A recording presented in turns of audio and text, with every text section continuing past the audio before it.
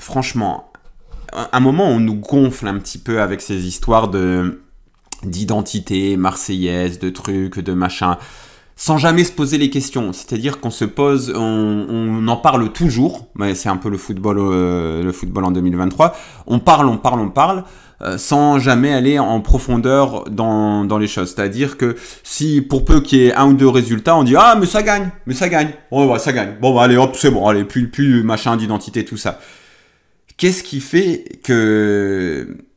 Qu'est-ce que c'est le football? C'est un sport où tu vas perdre à un moment. Tu vas perdre. À moins d'être ultra méga super riche, ce qu'essayent de faire les méga ultra super riches clubs du monde.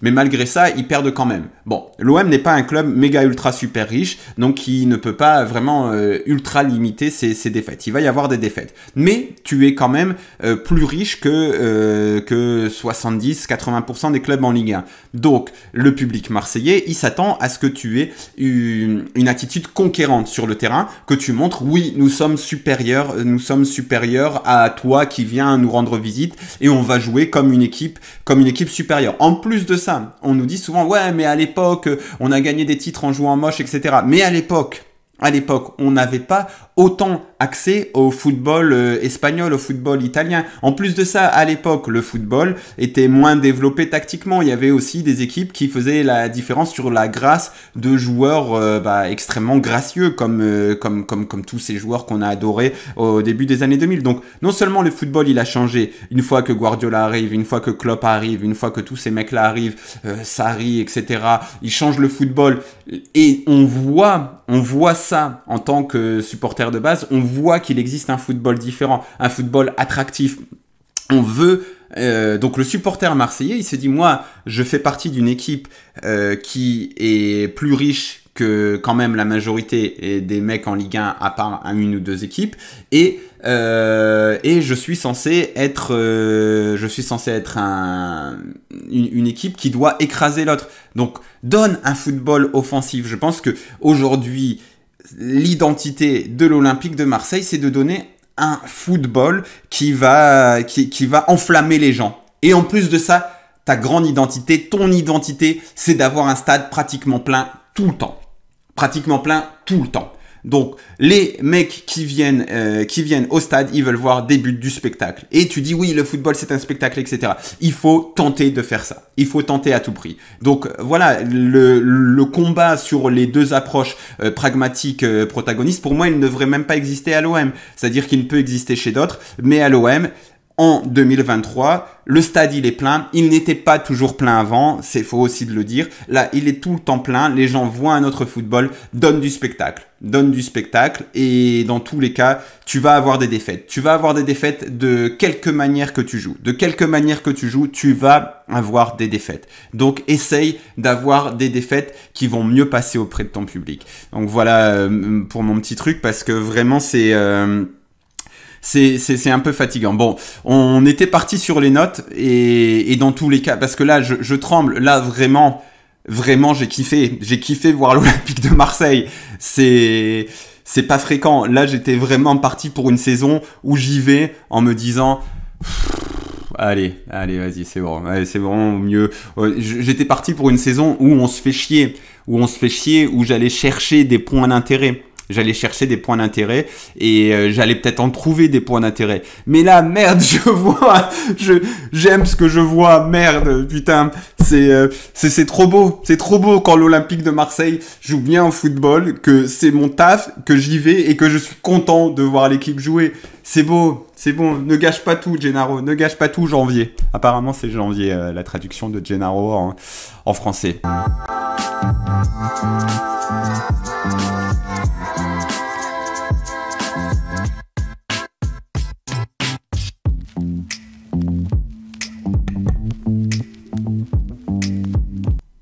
Salut tout le monde, salut à tous et bienvenue sur ce débrief heureux, enfin, on est content, n'est-ce pas, salut Ricky et tes commentaires perturbants, on va dire, Farouille, et JL Mom 1338, Diego Massilia, Sconimal, Papet 13, salut à tous, ravi de vous savoir en ma compagnie. On va enfin passer un bon moment en parlant de l'Olympique de Marseille qui a enchaîné comme je l'ai mis hier. Je vais continuer à faire ma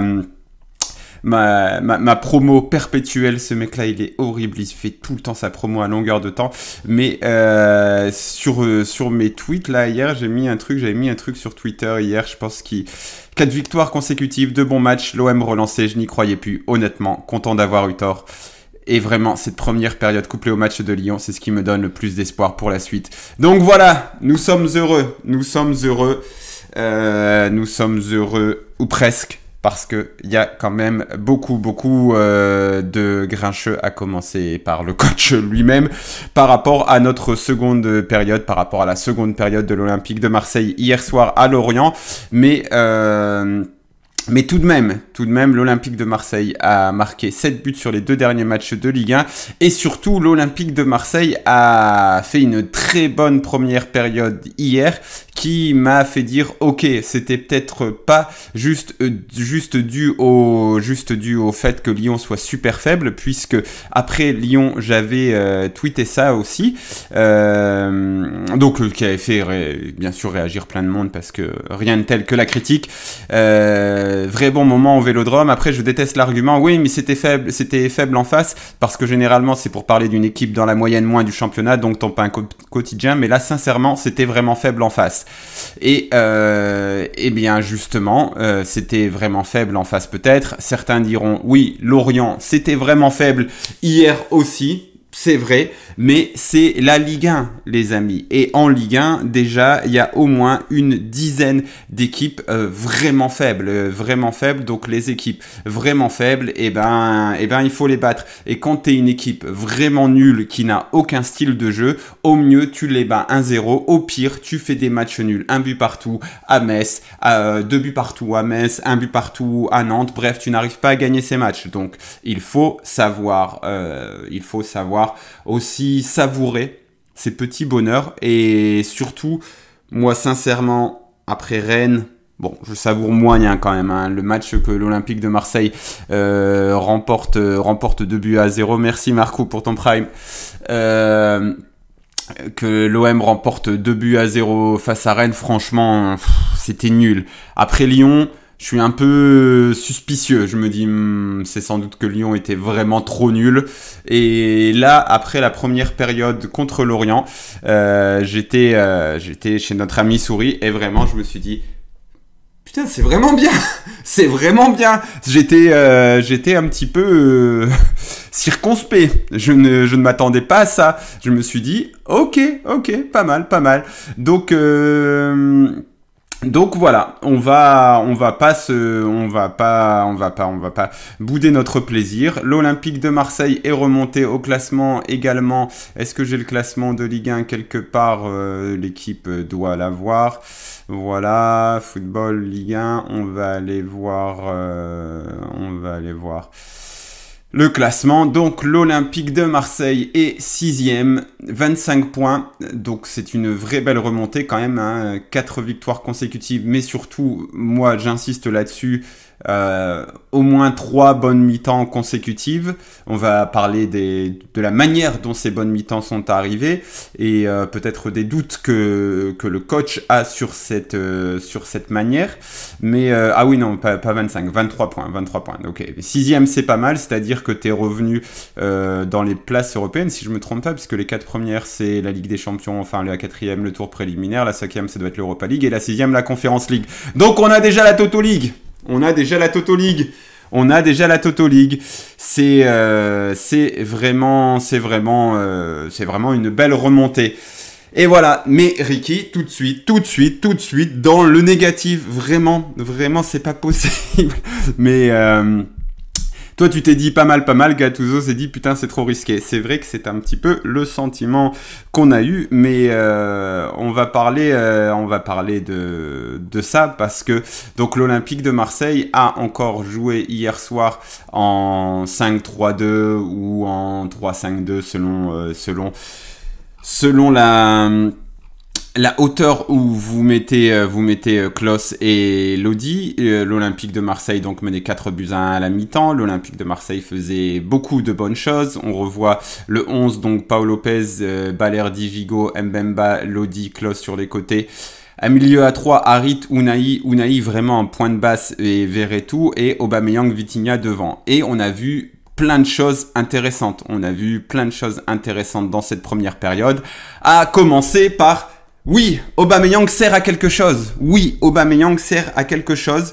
Et lorsqu'on travaille la manière dont on le cherche, et pas simplement genre, bon, bah c'est Aubameyang, c'est bon, on va réussir à le trouver. Bizarrement, il a des occasions. Bizarrement, il sert à quelque chose. Et on a chercher un espace de manière très très claire avec lui. C'est notre ami Mathias Ribeiro qui a fait ses captures d'écran pendant le match, donc je vous les mets là. Et c'est là où on voit qu'il y a un truc systématique, c'est-à-dire que là, je pense que c'est sur l'occasion qui ratée de Vitinha, enfin détournée de Vitinha, où on cherche Aubameyang là, dans cet espace-là. Donc là, c'est à la 6e minute, on le cherche comme ça. Là, c'est Chancel Mbemba à la 8e minute, c'est sur son but, on le cherche comme ça. Là, c'est Verretou. Est-ce que c'est le 3e but ou c'est une occasion ratée, il me semble? Non, oui, c'est l'occasion ratée, il me semble. Donc, on va le chercher comme ça. Et là, finalement, c'est le 4e but. On va le chercher comme ça. C'est pas difficile. Il y a des choses simples à faire. On sait que Vitinha, que Aubameyang, sa qualité principale, c'est censé être ses appels, et c'est censé être sa qualité d'appel et ses courses. Donc on a enfin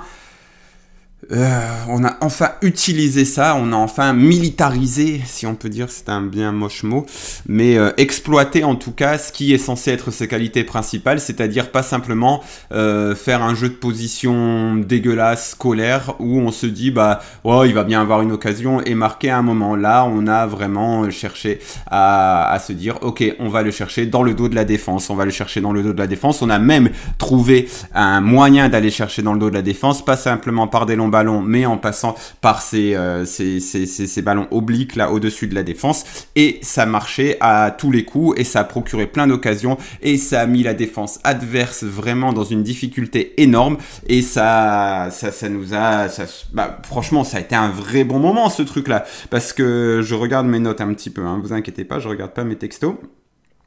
L'autre truc que j'avais noté aussi, c'est qu'il y a beaucoup plus de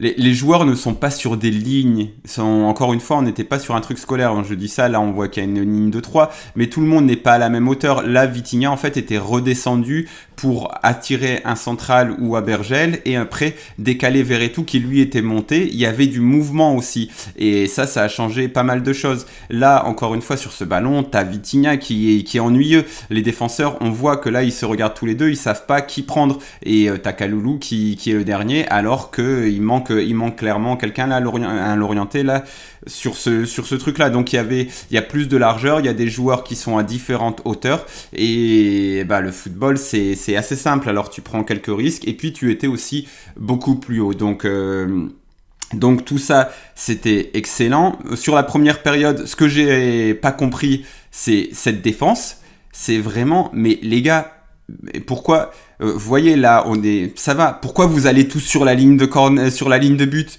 Regardez-moi. Mais pourquoi vous allez tous? Il y a un seul mec. Ils sont tous partis là-bas. Regarde, mais pourquoi vous faites ça? Et bien sûr que tu mets en retrait.